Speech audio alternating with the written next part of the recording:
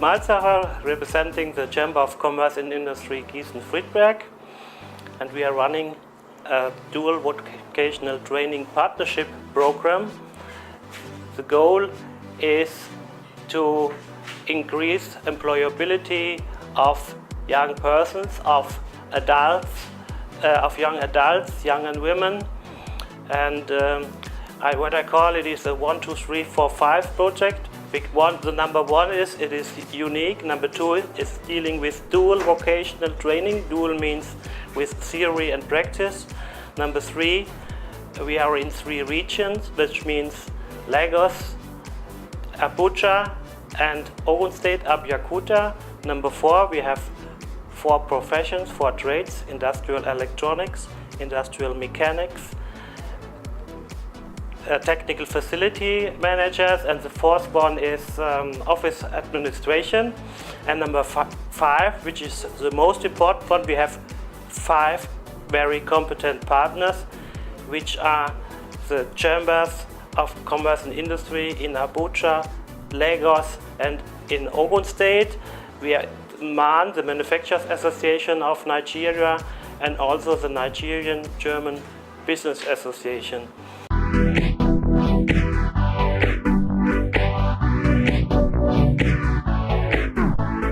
One of our 3 main projects that we have been running in Nigeria is dealing with vocational training under the German dual vocational approach, which means both the public and the private sector are involved, sharing the burden, sharing the resources, implementing the project. We've been very active with our German partners from our sister organization, the Chamber of Commerce and Industry in Gießen-Friedberg, close to Frankfurt, and 5 partners on the Nigerian side. We've been active for 4.5 years, quite successfully. We're currently looking at the 2nd phase. We have educated trainers, apprentices. We have worked very closely with the public and the private sector. And the goal currently is to expand this project, to lift it to the next level, different scale it up, and make it as one of the major pilot projects of the Nigerian dual vocational training system.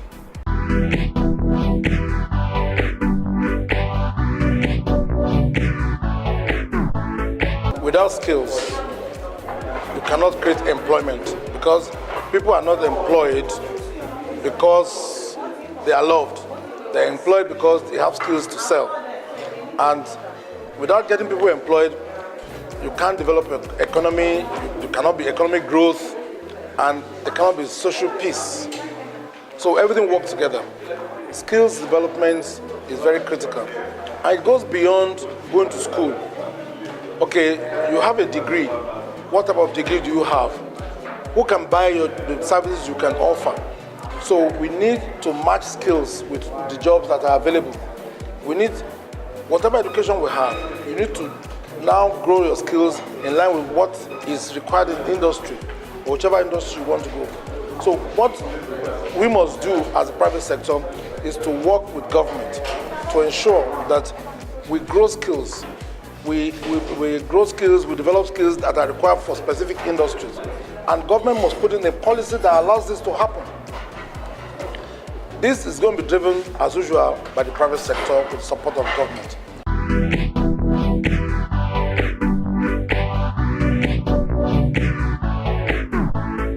The aim and objective of this project is to increase the employability and qualifications of young men and women in Nigeria, and that is why the project is called Dual Vocational Training Partnership with Nigeria. And when we are talking Nigeria, we are talking of the private sector, the organized private sector, in order to create a platform for them to take up skills improvement in the dual vocational approach.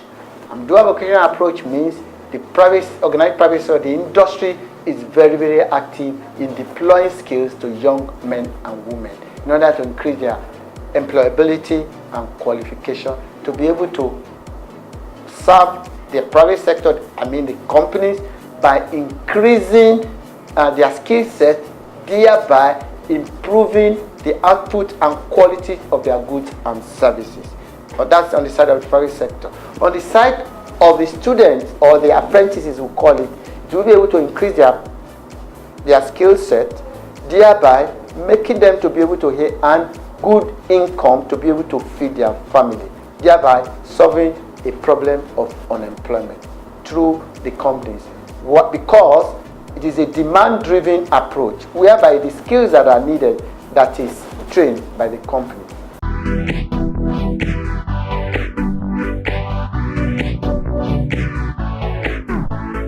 The people can get some information how it acts. You can control this, you see this lamp, and then they measure all the values to get information about the circuit, about the control circuit. See, there's I needed to operate this circuit to feed it with DC voltage. Okay, we have analyzed, for example, a burnt plug, and the reason why it had burned, you see there is the fuse inserted, and there have been high resistor, and so a lot of the heat of the current it has burned. It's very important that the people see such things to be able to repair defect parts here. Okay. Here in Nigeria, many plugs are burned. Nowadays, for lighting, you use LEDs, light emitting diodes, and we made an experiment. This is a current, constant current source, and we try to operate some different types of LED with such current source, and they make measurements to get the information how it acts, and we attach some different LEDs like this. Or we put some, like it is done in street lights, in series, and we calculate the currents which flowing and how such a current source acts. These are some practical examples too. We had the theme, the temperature behavior of resistance. This is the glow pin of a diesel engine. You see the diesel engine at every corner here for power supply. And then we measure the current and the voltage, and we see the behavior of PTC resistor area. That we get the basic knowledge, we catch the basic knowledge with the things you can find every day at industry. It's very important that we don't take examples from textbooks. No? We take practical things and try to get the information and the knowledge with these practical things. Cannot buy it. I've set it up at home. This is an industrial profile. You use it normally for special machine construction. And you see I have cut there slots into it, and then you can attach such a mesh. And the apprentices are able to train soldering. Soldering you need it for repairing electrical circuits. And so you see, if you fill the mesh fully with wire, then you can get in view how these soldering spots are done, and so they can train soldering at such a training area. This has been my idea, but it works very good. Then the next thing is very interesting to learn something about soldering. I take some soldering iron to this area, and the people have to bend with normally copper wire, which is used in electrical application. And this is a plane. Every of the apprentices have done it in the course, and they have learned how to bend copper, how to make good work, and to good soldering spots. And it has a function too. It will fly, but not from Lagos to Abuja, but it flies.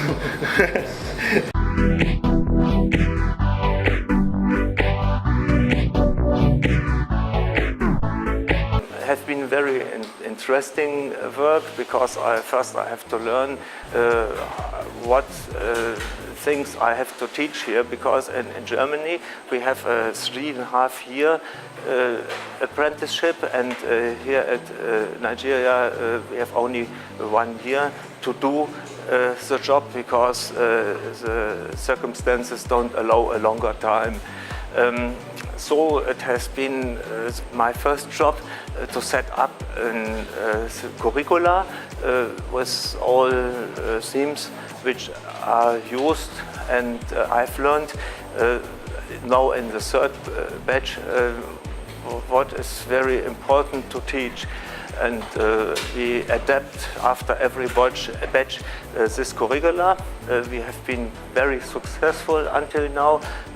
All apprentices who have attended the first two batches have got their final examination, and I heard that mostly of them are working at industrial area.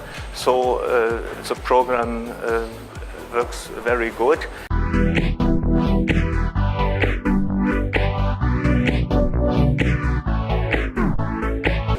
Right here you can see we just constructed this. The aim of constructing this is to be able to learn how to solder. This is one of our first practicals that we did. So with this, anybody that don't know how to solder with this will be able to know how to do it. Actually, this wasn't in this form. We had a diagram that we used. In doing it. As you can see, through this diagram, we were able to form this. Hold it. So in essence, the part of the training is to improve our soldering skills.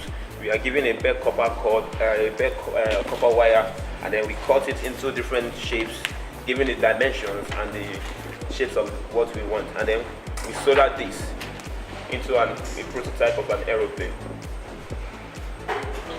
This is one of our practical that we do here, model of a human being. This is the heart. Our aim is to determine how the current passes through the heart. We are given a current which is 30 milliampere. If the current that passes through here, which is 30 milliampere, the man will die. But if the current is below that 30 milliampere, the current will survive. The first question we are given that if the man touches this side and this side with the bare foot, with the 2 feet on the ground, will the man survive? We calculated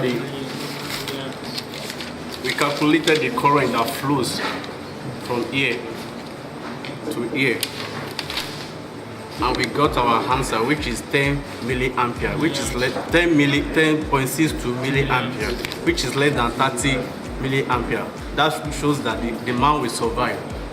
Then the next question we are asked is that if the man touches this side with the right hand and 2 feet on the ground, will the man survive?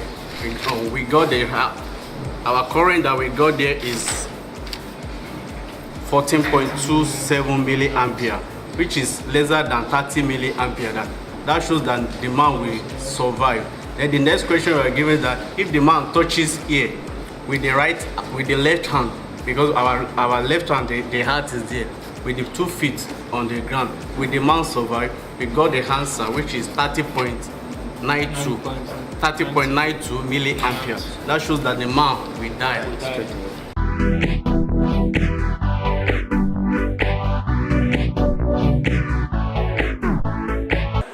During my time as a student in Nigeria, we've had many opportunities, wonderful opportunities, many scholarship opportunities. I had my studies right from secondary school to university sponsored by the government, and I felt that it is necessary for us, the diaspora, that have stayed abroad or worked abroad and have been successful in our fields, to consider giving back to our home what we have gained and helping to develop the country.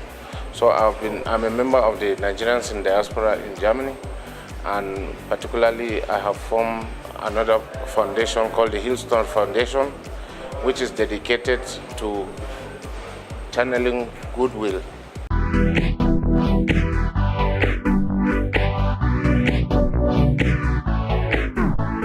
The aim of the training is to create future engineers and people who can stand on their own, to work on their own. And during the training, I've learned a lot of things like how to take measurements, how to repair, how to troubleshoot. Example, the transmitters, the cables, if they are faulty, and part of the PLC, that is the programmable logic controller, to write the PLC program and so many other things. I've learned a lot. For instance, decoding a cable. Any cable I see a code on it, I will be able to decode it.